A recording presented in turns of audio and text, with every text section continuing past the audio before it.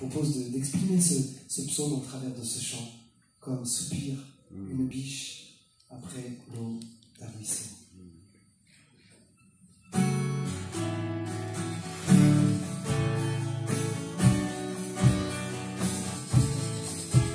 Comme soupir une biche après l'eau d'un ruisseau, moi aussi, Seigneur, je soupire après toi.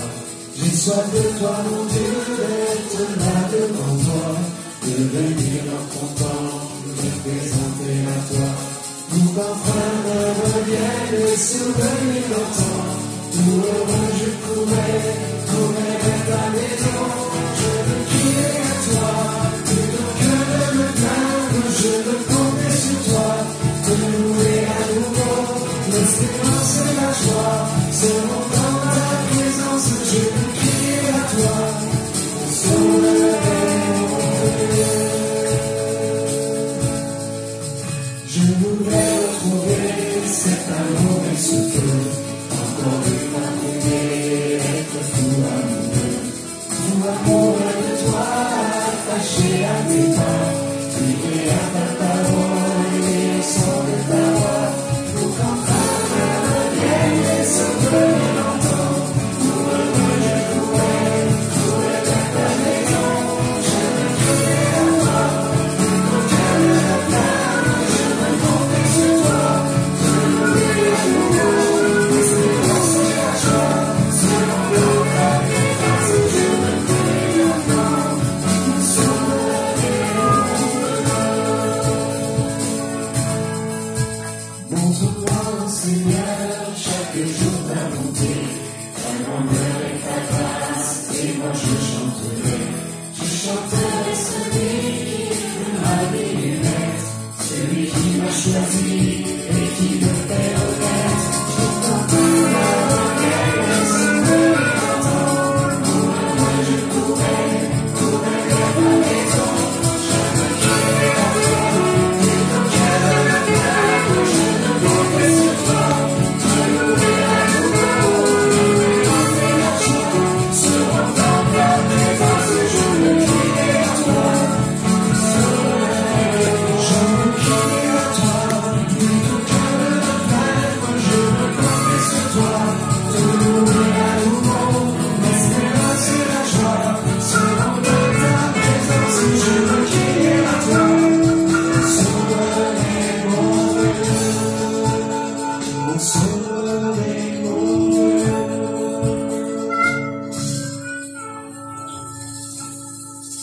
Il faut lever des louanges vers le Seigneur, comme ça a été dit tout à l'heure. Et tout à l'heure, je vais consacrer une partie du message sur justement la louange qui va faire tomber les murs de Jéricho. Amen. Voilà. Et donc là, aujourd'hui, nous sommes à l'étape de Jéricho. 2 Rois, chapitre 2, versets 4 et 5. Je vous invite à ouvrir votre Bible. Élie lui dit, Élisée, reste ici, je te prie, car l'Éternel m'envoie à Jéricho. Il répondit, l'Éternel est vivant et ton âme est vivante, je ne te quitterai point. Et ils arrivèrent à Jéricho tous les deux. Élisée ne se laisse pas faire et il s'accroche. Je ne te quitterai point. C'est le disciple. Il veut connaître, il veut savoir, il veut être transformé. Et je pense que Dieu utilise un petit peu Élie pour éprouver le disciple. Est-ce qu'il veut vraiment, est-ce qu'il a soif? Est-ce que tu as soif ce matin? Est-ce que tu insistes? Il veut arriver à Jéricho. Et les fils des prophètes qui étaient là, donc verset 5, qui étaient à Jéricho, s'approchèrent d'Élisée et lui dirent, sais-tu que l'Éternel enlève aujourd'hui ton maître au-dessus de ta tête? Et il répondit, je le sais aussi, taisez-vous. Il avait besoin de concentration, d'être dans cette attente aussi. Il savait ça, et nous allons voir plus tard ce que signifie tout ça. Donc, ensemble, les deux, le maître et le disciple, vont à Jéricho. Mais Jéricho, c'est quoi? Qu'est-ce qui s'est passé à Jéricho? Donc, on va aller dans le livre de Josué, chapitre 6, versets 1 à 20. Alors, je vous invite de nouveau à ouvrir votre Bible. C'est bien de bien comprendre le contexte et de suivre. Verset 1er. Jéricho était barré et barricadé à cause des Israélites. Personne ne sortait et personne n'entrait. Vous voyez un petit peu l'image? C'est barricadé, barré de tous côtés. Il n'y avait pas moyen d'entrer ni de sortir. C'est complètement isolé, hermétique.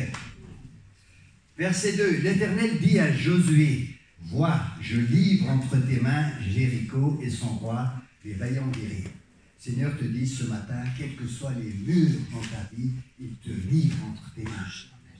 C'est lui qui le dit, c'est pas moi.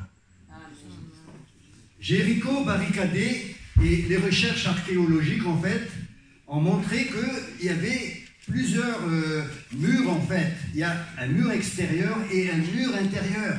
Des briques en pierre cuite, et entre les deux murs, il y a aussi des briques qui consolidaient. Donc c'était des véritables murs infranchissables, impossibles à faire tomber. Donc avec des épaisseurs très importantes.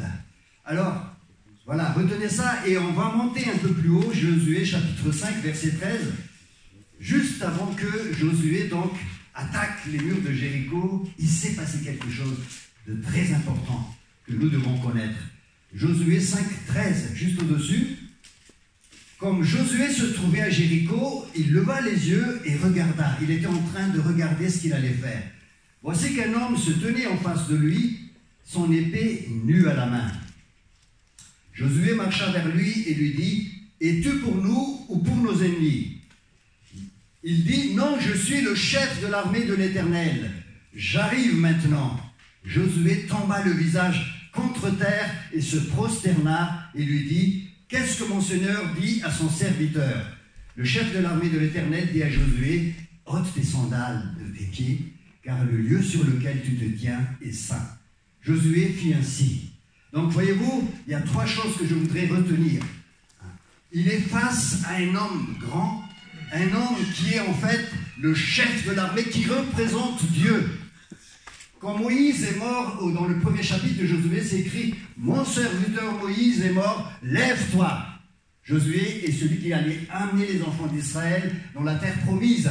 Mais là, on voit qu'il y a un chef au-dessus de Josué. C'est Dieu. C'est lui notre chef. Si Dieu est pour nous, qui sera contre nous? Il y a un chef, un général au-dessus. Dieu lui-même. Deuxièmement, il a l'épée nue. Il a dégainé son épée, il est prêt à frapper. Pas les hommes, mais les ennemis du Seigneur. C'est-à-dire le diable et les démons. Il a l'épée de l'esprit, c'est la parole de Dieu. Aujourd'hui, la parole de Dieu va opérer dans vos cœurs, va faire tomber les murs de Jéricho. Les murs qui vous bloquent. Donc il a l'épée, c'est dégainé. On est dans le combat. On n'est pas là pour s'amuser, on est dans le combat. Mais la victoire est déjà acquise à la croix. C'est un fait accompli. Ce n'est pas de l'autosuggestion. C'est un fait accompli. Jésus a dépouillé les autorités et les dominations. Il les a livrées publiquement en spectacle, en triomphant d'elles, par la croix. Et cette parole de Colossiens, chapitre 2, verset 15, nous donne ce qui se passait en fait au temps de l'Empire romain. Quand un général gagne une bataille, qu'est-ce qu'il fait? Il amène toute son armée et aussi les captifs et il fait le tour de la ville et il montre bien que la victoire est acquise et que l'armée a gagné et que ceux qui ont perdu sont là. Donc il affiche, il déclare devant tout le monde, c'est un fait accompli. C'est un fait accompli. Dis à ton voisin, c'est un fait accompli la victoire. C'est important de bien comprendre ça. Parce que la foi s'appuie sur des faits. La foi s'appuie sur des faits. Dis à ton voisin. La foi s'appuie sur des faits. Pas sur, j'espère, sur un fait qui a été accompli à la croix. Il y a 2000 ans. C'est pas en disant ça, j'espère que ça arrive. C'est accompli. La croix, on peut le dater il y a 2020 avant. Après, là maintenant on est après, mais il y a 2020, c'est de l'histoire ça les amis. Et c'est un fait juridique spirituel. C'est un fait juridique spirituel qu'on ne voit pas mais qui est réel dans le monde spirituel. Est-ce que vous comprenez ce que je dis là? Parce que la foi s'appuie sur des faits qui est dit par la parole de Dieu. Ce n'est pas des choses qui planent dans l'air. C'est la parole qui le déclare. Et Dieu est un Dieu juridique, un Dieu de droit, le diable aussi. Et il connaît le droit. Dieu, si vous lisez l'Épître aux Romains, là je sors un petit peu, mais ce n'est pas grave. L'Épître aux Romains nous présente un Dieu de droit, un Dieu légal. Le péché, la transgression, la justification, l'avocat, ça c'est des thèmes de l'Épître aux Romains qui présentent un Dieu de droit. Et un diable accusateur. Apocalypse chapitre 12, verset 11. Il t'accuse jour et nuit. Et comment saisir cette victoire accomplie à la croix? Par la foi. C'est par grâce que nous sommes sauvés, par le moyen de la foi. Par la foi, je saisis la victoire qui est acquise. Sans la foi, il est impossible de plaire à Dieu. On n'est plus dans les sentiments, les amis, ni dans les émotions, on est dans la marche avec la foi. Amen. On est dans la marche avec la foi. Ça, c'est nécessaire pour être un disciple de Jésus. Marcher par la foi. Marcher par la foi. Marcher par la foi. Marcher par la foi. Sans la foi, impossible de plaire à Dieu. Et la foi s'appuie sur un fait accompli. Très important. Qui a compris ça, j'espère. Je prie le Saint-Esprit pour que ça rentre. C'est important. Alors, donc revenons maintenant à notre texte. Josué chapitre 6, versets 1 à 20. Jéricho était barré et barricadé. Impossible. Quand on regarde ça avec les yeux, impossible. À cause des Israélites, personne ne sortait et personne n'entrait. Verset 2, l'Éternel dit à Josué, « Vois, je livre entre tes mains Jéricho et son roi, les vaillants guerriers. Vous ferez le tour de la ville, tous les hommes de guerre. Vous tournerez autour de la ville une fois, tu feras ainsi pendant 6 jours. 7 sacrificateurs porteront 7 corps de bélier devant l'arche. Le 7e jour, vous ferez 7 fois le tour de la ville, et les sacrificateurs s'enlèveront du corps. Quand on fera retentir la corne de bélier, quand vous entendrez le son du corps, tout le peuple poussera une grande clameur. Alors le rempart de la ville s'écroulera sur lui-même, et le peuple montera chacun devant soi. » Les 3 points que je vais traiter, c'est l'école de la folie de la croix. Premier point. C'est fou ce qui est en train de se passer là. Incompréhensible. C'est de la folie. C'est le premier point. Deuxième point, l'école de l'obéissance sans faille. École de disciples, hein, on est dans l'école de disciples. Et troisième point, l'école de la puissance de la louange. C'est ce que je disais tout à l'heure, que c'est prophétique. Ce psaume 42. Parce que dans la détresse, Dieu, le psalmiste dit, je vais louer mon Seigneur. Parce que je ne regarde pas aux choses visibles. Les choses visibles sont passagères, sont momentanées, mais les choses invisibles sont éternelles, dit l'apôtre Paul. Alors, l'école de la folie, premièrement, de la croix, la stratégie grave de ouf. C'est une stratégie de fou, mais grave. J'essaie de parler pour les jeunes, comme ça ils me comprendront. C'est une stratégie, mais grave de ouf. Grave de ouf. Voici le résumé, hein. Pendant 6 jours, tu tournes. Tu ne fais rien, mais tu tournes simplement, une fois. Le 2e jour, une 2e fois. 3e jour, ainsi de suite. Comme, hein, tu as l'air d'un ridicule, mais qu'est-ce qu'il fait celui-là? Les gens de Jéricho regardent, mais ils sont fous, ces Hébreux. Pas ces Gaulois, mais ces Hébreux. Et le 7e jour, hein, vous allez souffler, vous avez les 7 sacrificateurs, 7 corps. Hein, ça, c'est vraiment le symbole de la perfection de Dieu. Chiffre 7. Et à ce moment-là, le peuple va crier, va lancer des clameurs et les murs vont s'écrouler. Voilà la stratégie de notre Dieu. C'est la folie, hein? Vous pouvez maintenant faire le tour de toutes les écoles de guerre et essayer de proposer cette stratégie. Hein? ils vont rigoler, ils vont se moquer de notre Dieu. Ils vont se moquer de notre Dieu. C'est pas possible. Parce que les forteresses sont barricadées, les murs sont des murs épais. C'est une véritable forteresse avec plusieurs murs. Personne n'entre ni personne ne sort. L'apôtre Paul dit dans 2 Corinthiens, chapitre 10, versets 4 et 5. Ouvrez votre Bible, tenez le passage avec un petit doigt et allez rapidement dans 2 Corinthiens 10, 4 et 5. Il faut que je fasse attention à ma référence parce que sinon vous allez chercher ailleurs. 2 Corinthiens 10, 4 et 5. Là, c'est l'apôtre Paul qui parle. Je vous disais qu'il faut lire l'Ancien Testament avec les lunettes du Nouveau Testament. C'est comme ça qu'il faut lire la Bible. Jésus lui-même, il dit que c'est la loi de Moïse, le Pentateuque, les prophètes et les psaumes annoncent sa venue. Luc chapitre 24, versets 45 et 44, il dit ça. Et il a ouvert leur intelligence pour comprendre les Écritures. On a besoin d'une intelligence éclairée par le Saint-Esprit pour comprendre le Pentateuque, les 5 livres de Moïse, les psaumes et aussi les prophètes. Tout ça converge vers Jésus. Donc il faut les lunettes de Jésus. Quand vous parlez à un nouveau converti, on dit qu'on commence par la jeunesse, on commence d'abord par comprendre qui est Jésus. Lis les évangiles, c'est ça ce qu'on fait d'habitude. Hein? Vous êtes d'accord avec moi? Donc, les forteresses qui sont là, c'est des forteresses donc, actuellement qui existent en notre temps dans la Nouvelle Alliance. 2 Corinthiens 10, 4 et 5. Car les armes avec lesquelles nous combattons ne sont pas charnelles, mais elles sont puissantes devant Dieu pour renverser des forteresses. Et dans le texte grec, il s'agit bien des forteresses, des châteaux fortifiés avec des murs.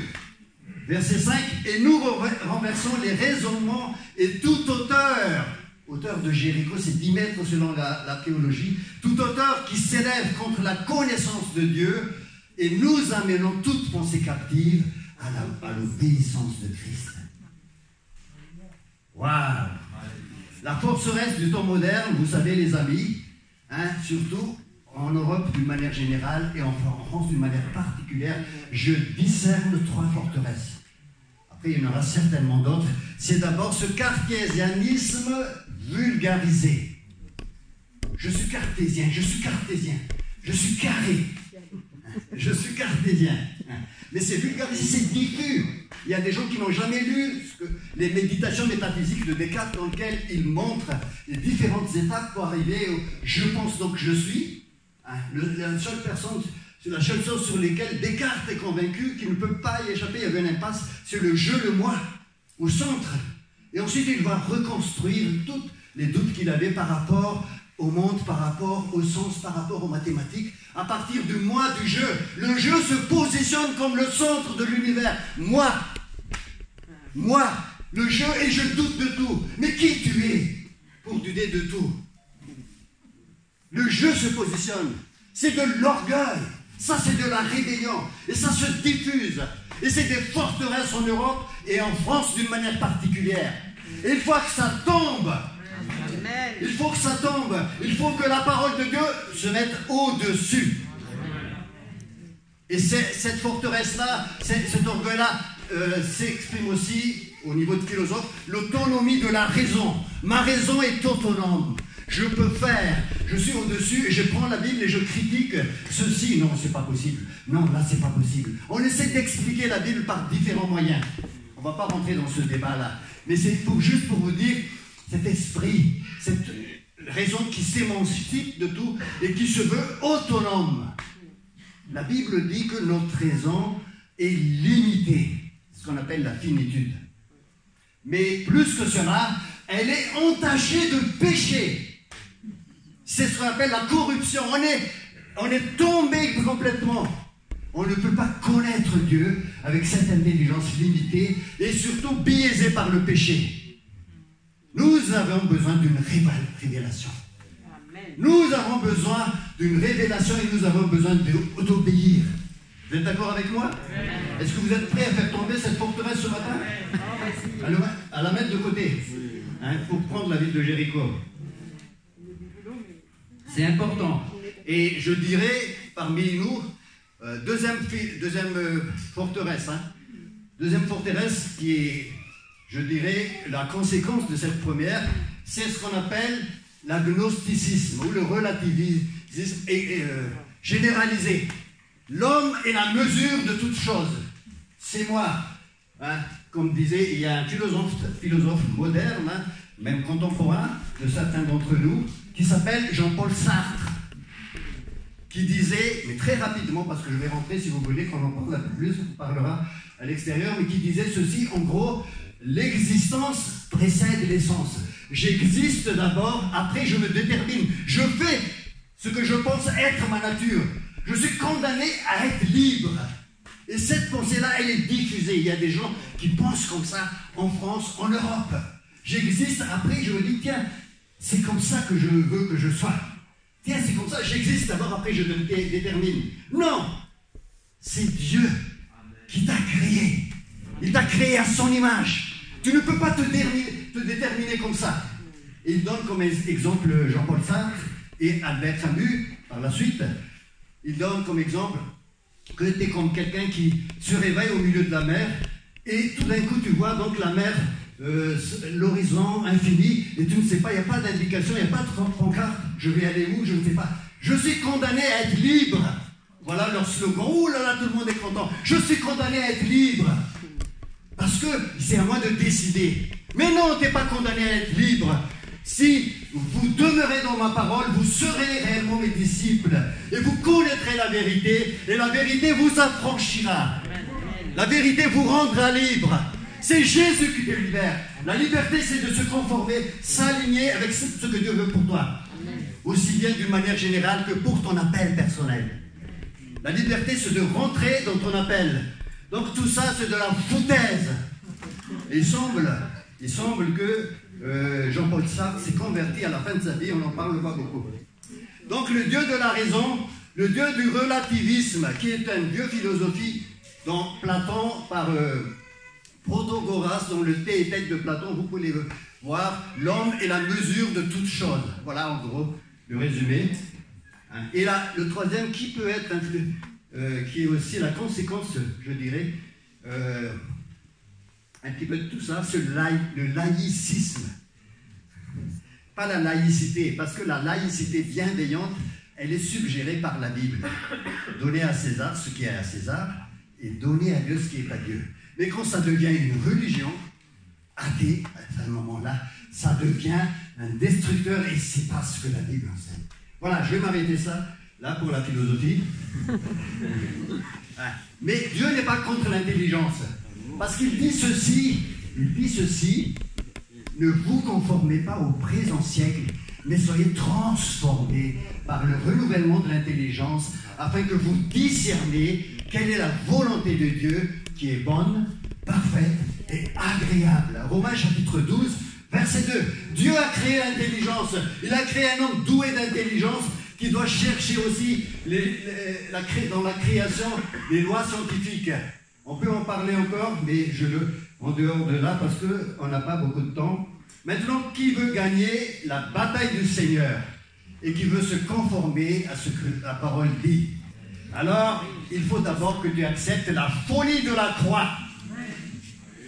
La folie de la croix, ça commence par là. C'est pour cela que la croix est non négociable. Car puisque le monde, avec sa sagesse, n'a pas connu Dieu, dans la sagesse de Dieu, il a plu à Dieu de sauver les croyants par la folie de la prédication.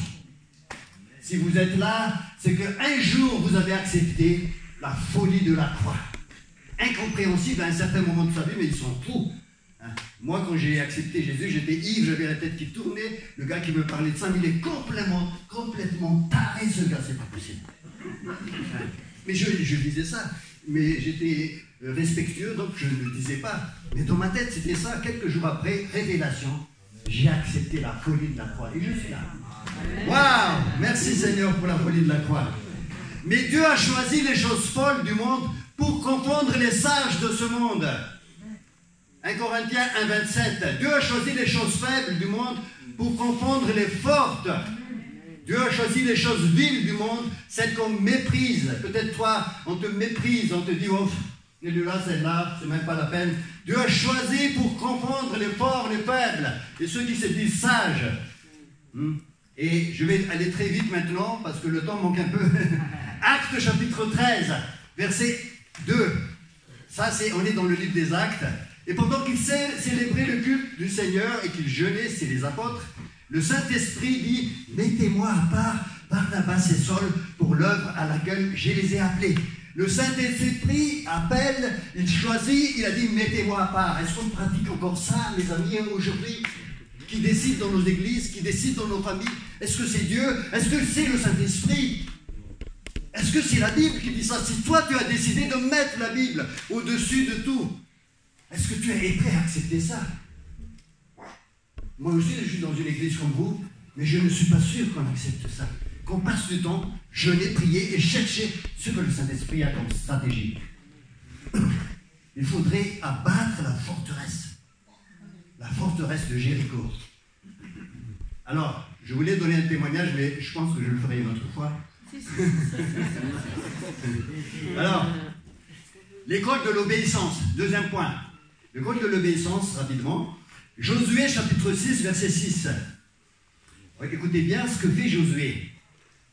Josué, fils de Nun, appela les sacrificateurs et leur dit, portez l'arche de l'alliance et que 7 sacrificateurs portent 7 corps de bélier devant l'arche de l'Éternel. Puis il dit au peuple, passez, faites le tour de la ville et que l'avant-garde passe devant l'arche de l'Éternel. Il écoute, il obéit et il transmet. Il écoute Dieu, il obéit et il transmet. L'obéissance sans faille. Et il y a une unité là-dedans. C'est un point capital, l'unité dans la louange, vous allez voir. Verset 8, chapitre 6, Josué. Ils ont fait comme Josué l'avait dit au peuple. Obéissance absolue. Verset 8, ils ont fait comme Josué le dit au peuple. Verset 10, vous ne crierez pas, vous ne ferez pas entendre votre voix. Taisez-vous le premier jour, le deuxième jour, obéissez. Jusqu'au jour où je vous dirai, verset 10, où je vous dirai, poussez des clameurs. Ils étaient un peu ridicules. Est-ce que vous êtes prêts à être ridicules pour Jésus? Non, mais il faut aller jusque-là, les amis. C'est ça l'évangile. Je n'ai pas honte de l'évangile. Parce que c'est une puissance pour le salut de quiconque croit. Est-ce que tu as honte? Tu n'as pas honte? Lève-toi, maintenant. Lève-toi maintenant, dis que je n'ai pas honte, Seigneur. Et je veux lever pour toi. C'est juste pour voir ceux qui veulent être prêts. Je veux me lever sur toi. Pour toi. Amen. Vous pouvez vous rasseoir, je n'ai pas terminé. Je vais sauter aussi un petit truc, mais on va passer maintenant à la puissance de la louange. Alors, la puissance de la louange, c'est-à-dire on va louer Dieu dans ces temps difficiles, dans ces temps de combat. On va louer le Seigneur, l'élever, même s'il y a beaucoup de choses devant nous en contradiction avec la promesse de Dieu, on va le louer quand même. Dieu siège au milieu des louanges de son peuple. Ça, c'est un verset biblique. Ça, c'est une vérité. Quand nous commençons à louer le Seigneur, il est déjà là, il siège. Pourquoi la louange? Parce que dans la louange, il y a une reconnaissance de sa toute puissance. Dis à ton voisin, dans la louange, il y a une reconnaissance de sa toute puissance. Deuxième point, dans la louange, il y a une reconnaissance de notre entière dépendance à lui. Dans la louange, je montre que je dépends totalement du Seigneur. Est-ce que vous êtes prêts à faire cela ce matin? Et dans la louange, je reconnais que le combat, troisième point, appartient à Dieu. L'Éternel combattra pour toi et toi tu gardes le silence. Exode chapitre 14, verset 14. L'Éternel combat pour toi et toi tu gardes le silence. Tu lances des clameurs, des louanges. Et Dieu agit. Ça c'est biblique, mes frères et sœurs. C'est pas de l'invention de l'homme. Si tu n'acceptes pas ça encore totalement, il faut que ton intelligence se soumette à la parole de Dieu. Alors, pour terminer, Actes chapitre 16, verset 25. Je vais terminer par ce verset-là. Actes 16, 25, que vous connaissez tous, l'apôtre Paul, avec Silas, était en prison. Et c'est écrit, vers le milieu de la nuit, ils commençaient à chanter les louanges du Seigneur. Pourquoi vers le milieu de la nuit? Parce qu'en fait, ils ont été jetés en prison, parce qu'il y avait une affaire avec cette femme qui avait un esprit de python. On ne va pas rentrer dans les détails, vous allez voir ça. Et ils ont été jetés en prison. Et en prison, ils étaient même jetés en prison, très très au fond de la prison. Et pourquoi au milieu de la nuit? Parce que je pense qu'ils se sont dit, mais attends, mais qu'est-ce qui nous arrive? Tu te rends compte? Dieu nous a guidés, Actes chapitre 16, vous prenez note, Dieu les a empêchés d'aller en Asie. Première chose. Ensuite, ils sont allés tout droit.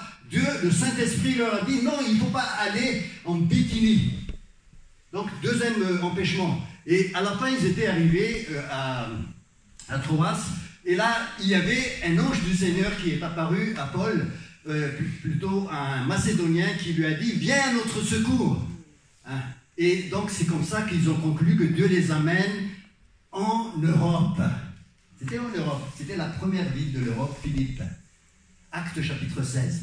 2 fois empêchés, 3 fois guidés par le Saint-Esprit. Et donc, oui, ils étaient sûrs que c'était là la volonté de Dieu. Qu'est-ce qui les arrive après au fond de la prison? Ça vous est déjà arrivé, ça? Hein?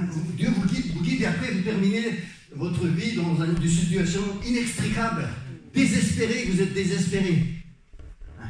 Et là, vous vous posez des questions avec votre mari, avec votre femme, avec les enfants, dans votre église. Mais qu'est-ce qui nous arrive? Qu'est-ce qu'on fait au fond du trou? Et c'est vers le milieu de la nuit que vous dites qu'on va lancer des louanges vers le Seigneur. Amen. Amen. Et quand ils ont commencé à louer le Seigneur, qu'est-ce qui s'est passé? Les murs ont tremblé. Waouh! Les murs ont tremblé, les forteresses sont tombées. Et là, le Seigneur agit puissamment. C'était le réveil dans cette ville de Philippe. Alors je vais m'arrêter là, frères et sœurs, pour être à l'heure, et je vais demander à Pierre de nous conduire dans un chant 11h30 pile, vous voyez? Non, ça,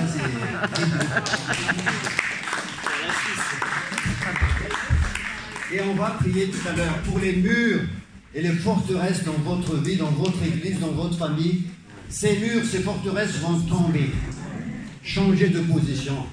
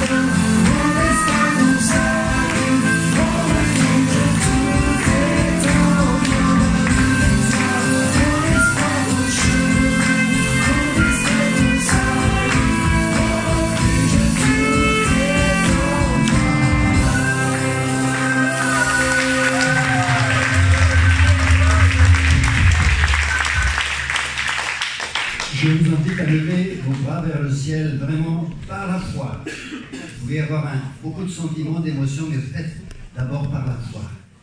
Parce que le Seigneur est là, il nous voit, il nous regarde.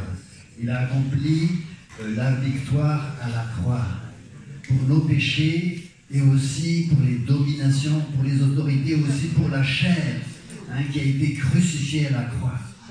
Seigneur, tu vois nos mains levées vers toi. Nous voulons compter sur la croix, seulement sur ta croix, Seigneur, qui nous donne la victoire, qui a écrasé la tête du serpent ancien, qui a brisé les dominations et les autorités. Et Seigneur, nous voulons lancer des clameurs. Lance des clameurs vers le ciel.